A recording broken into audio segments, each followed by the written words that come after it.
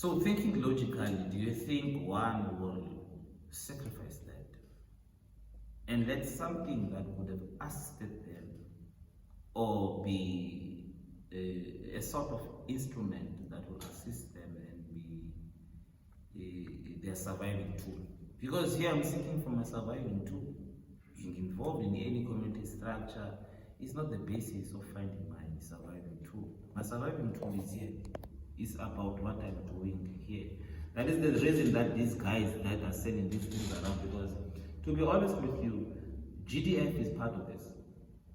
I know, because one thing, the reason my convictions are clear, I don't have enemies. I don't have even people that have problems with me. I do not. That's why I'm 100% positive. Indirectly or directly, they are involved. I know that. But I'm still doing my forensics, trying to get my investigations and my facts right so that I can pinpoint needs. But I'm still going there. And nothing that I will do to them rather than that they'll have to face the legal music. Because this is my life that they are playing with here. This is my family's life that they are playing with here, just because that they can stand me on the table. Because to be honest, they can't. They cannot. It's like when I'm in a meeting with them, I know that there's not even a need for me to think critically. There's not even a need, because they discuss with no basis, they discuss as a group. So I know, including this guy from GPF, they take public discourse as if it's some form of a token that is owned by a certain group. Here we're not in Iraq during Saddam Hussein's regime, or we are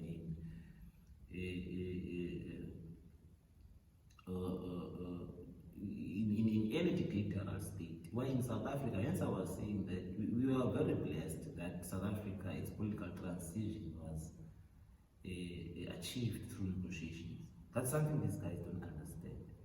And certain benchmarks were set, certain guidelines were set, so that when we differ, those guidelines are the ones that determines who's wrong and who's right, or maybe who is right at that context. It doesn't mean when you are right today, you will be right tomorrow. But we must agree to disagree and be able to embrace the second person's view, if that view of that person is also attested in whatever guidelines that particular context. But I think I'm coming in a very awkward angle for them. I know it will be very difficult for them to understand what I'm trying to say.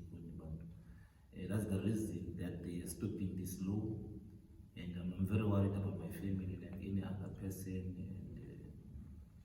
And my mom maybe today is asking herself, because I'm not benefiting anything out of this thing. A lot of people, maybe they are saying, Thembinkosi, we told you about these things.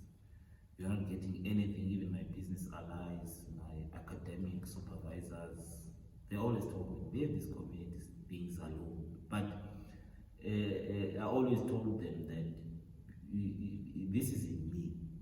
It's not about what I get.